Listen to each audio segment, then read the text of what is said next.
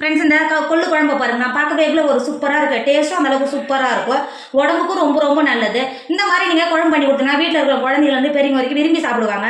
டேஸ்ட்டும் அந்தளவுக்கு நல்லா சூப்பராக இருக்கும். இன்றைக்கி சூப்பரான கொள்ளு குழம்பு எப்படி செய்யலாம்னு பார்க்கலாமா? Hi friends, welcome to Kerala சமையல். இந்த கேரளா சமையலில் நம்ம கொள்ளு குழம்பு தான் பண்ண போகிறோம். வாங்க எப்படி செய்யலாம்னு பார்க்கலாம். இந்த கொள்ளு குழம்பு பண்ணுறதுக்கு அரை கப்பு கொள்ளை நான் ஒரு 2 மணி நேரம் ஆயிடுச்சு இது ஊற வச்சு தண்ணியில் நல்லா ஊற வச்சுருந்தேன். இப்போ ஒரு டைம் நல்லா கழுவிட்டு தண்ணியை வடிகட்டி எடுத்துக்கோங்க. இப்போ ஒரு குக்கர் வச்சுக்கோங்க. நம்ம கழுவி கட்டி வந்திருக்கோம்ல, கொள்ளை உள்ளே சேர்த்துக்கோங்க. கொள்ளை உள்ளே சேர்த்துட்டு அரை கப்பு தண்ணி சேர்த்துக்கோங்க. நீங்கள் அரை கப்பு தண்ணி சேர்த்தா மட்டும்தான் கொள்ளு நல்லா ஒரு 5 விசில் விட்டு வெந்து வரதுக்கு கரெக்டாக இருக்கும். தண்ணி சேர்த்து கொடுத்துட்டு அது கூடவே 1 டேபிள் ஸ்பூன் உப்பு சேர்த்துக்கோங்க. உப்பு சேர்த்து வேக போது சட்டு நல்லா வெந்து வரும். சேர்த்து கொடுத்துட்டு குக்கர் மூடி போட்டு மூடி லோ ஃப்ளேமில் 5 விசில் விட்டு எடுத்துக்கோங்க. நல்லா வெந்து வந்துடும். வேக விடுங்க. 5 விசில் விட்டு ஏரெல்லாம் ரிலீஸ் ஆகிடுச்சு. இப்போ பாருங்கள், நம்ம கொள்ளு எந்த அளவுக்கு நல்லா வெந்து வந்திருக்கு பார்த்தீங்களா? இங்கே பாருங்கள், இந்த அளவுக்கு நல்லா வெந்து வந்திருக்கு. மசாலாவில் இந்த மாதிரி அழுத்துனீங்கன்னா நல்லா கடைஞ்ச போல் வந்துடும். நீங்கள் இந்த மாதிரி கடையிறது விருப்பம் இல்லைனா மத்து வச்சு கூட கடைஞ்சிக்கோங்க. இல்லைனா மிக்சி ஜாரில் மாற்றிட்டு பல்ஸ் முள்ள கொடுத்து மிக்சியில் நல்லா போட்டு அரைச்சி எடுத்துக்கோங்க. அரைச்சி எடுத்தாலும் கரெக்டாக இருக்கும். இந்த அளவுக்கு நல்லா உடச்சி மாற்றி வச்சுக்கோங்க. இப்போ ஒரு மிக்சி ஜார் எடுத்துக்கோங்க. நான் ஒரு 15 சின்ன வெங்காயம் எடுத்துருக்கேன். உள்ளே சேர்த்து கொடுத்துக்கோங்க. சேர்த்து கொடுத்துட்டு அது கூடவே ஒரு கைப்பிடி அளவு பூண்டு எடுத்து வச்சுருக்கேன். இப்போ உள்ள சேர்த்து கொடுத்துக்கோங்க. சேர்த்து கொடுத்துட்டு மிக்சி மூடி போட்டு மூடி குறப்பாக அரைச்சிக்கோங்க. இப்போ பாருங்கள், நான் அரைச்சது இந்த அளவுக்கு இருக்கணும். இப்போ மாற்றி வச்சுக்கோங்க. இப்போ ஒரு பாத்திரம் வச்சுக்கோங்க. 2 டேபிள் ஸ்பூன் எண்ணெய் சேர்த்துக்கோங்க. எண்ணெய் சேர்த்து எண்ணெய் நல்லா சூடாயிடுச்சு. 1/2 டேபிள் ஸ்பூன் கடுகு சேர்த்துக்கோங்க. அது கூடவே 1/2 டேபிள் ஸ்பூன் ஜீரகம் சேர்த்துக்கோங்க. சேர்த்துட்டு பொரிய விடுங்க. கடுகு ஜீரகம் நல்லா பொரிஞ்சு வந்துருச்சு. 2 கொத்து கருவேப்பிலை சேர்த்துக்கோங்க.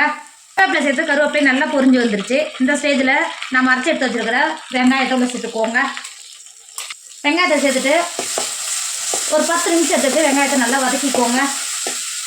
இப்போ பாருங்கள், வெங்காயம் ஒரு 10 நிமிஷத்துக்கு நல்லா வதங்கி வந்துருச்சு. இப்போ இந்த ஸ்டேஜில் 2 டேபிள் ஸ்பூன் காஷ்மீர் மிளகாத்தூள் சேர்த்துக்கோங்க. அது கூடவே 3 டேபிள் ஸ்பூன் மல்லித்தூள் சேர்த்துக்கோங்க. சேர்த்துட்டு ஒரு டைம் நல்லா கிண்டி கொடுத்துக்கோங்க. இந்த அளவுக்கு நல்லா கிண்டி கொடுத்துட்டு பழுத்த ஒரு பெரிய சைஸ் தக்காளியாக பொடியாக கட் பண்ணி வச்சுருக்கேன். இப்போ உள்ள சேர்த்து கொடுத்துக்கோங்க. சேர்த்து கொடுத்துட்டு அது கூடவே 1 டேபிள் ஸ்பூன் உப்பு சேர்த்துக்கோங்க. சேர்த்துட்டு தக்காளியை ஒரு 2 செகண்ட் நல்லா மசாலாவோட சேர்த்து நல்லா வதக்கிக்கோங்க.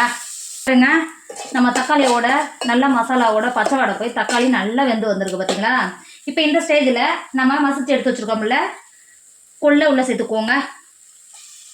சேர்த்துட்டு ஒரு டைம் நல்லா கிண்டி கொடுத்துக்கோங்க. நம்ம சேர்த்த மசாலாவோட கொள்ளையும் சேர்த்து நல்லா கிண்டி கொடுத்துக்கோங்க.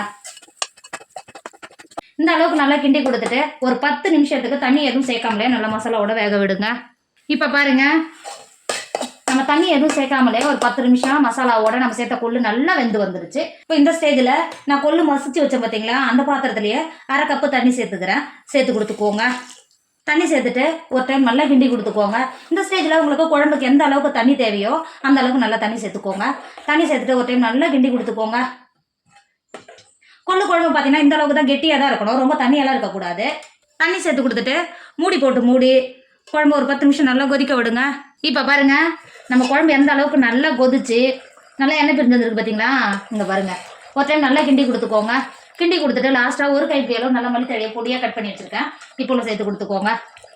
சேர்த்து கொடுத்துட்டு ஒரு டைம் நல்லா கிண்டி கொடுத்துக்கோங்க. கிண்டி கொடுத்துட்டு வேறு ஒரு பாத்திரத்துக்கு மாற்றிக்கோங்க.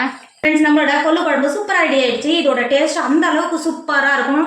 நீங்கள் அந்த ஒரு குழம்பு மட்டும் பண்ணி வச்சுட்டிங்கன்னா காலைல டிஃபனுக்கும் சேர்த்து சாப்பிட்லாம், மதியத்துக்கு சாதத்தோடு வச்சு சாப்பிட்லாம், நைட்டுக்கு சப்பாத்தி பூரி பரோட்டா அதுக்குள்ளே வச்சு சாப்பிடும்போது இதோட டேஸ்ட் அந்த அளவுக்கு நல்லா சூப்பராக இருக்கும். இந்த ஒரு குழம்பு மட்டும் பண்ணி வச்சுட்டிங்கன்னா ஒரு நாள் முழுக்க இதிலே சாப்பிட்லாம். அந்தளவுக்கு டேஸ்ட் சூப்பராக இருக்கும். எது கூட வச்சு சாப்பிட்லாம், அந்தளவுக்கு டேஸ்ட் சூப்பராக இருக்கும். கண்டிப்பாக நீங்கள் ட்ரை பண்ணுங்கள். என்னோட வீடியோ உங்களுக்கு பிடிச்சிருந்தா உங்கள் ஃப்ரெண்டு உங்கள் ஃபேமிலிக்கு ஷேர் பண்ணுங்கள். மறக்காமல் கேரளா சமையல் சப்ஸ்கிரைப் பண்ணிக்கோங்க. தேங்க்யூ.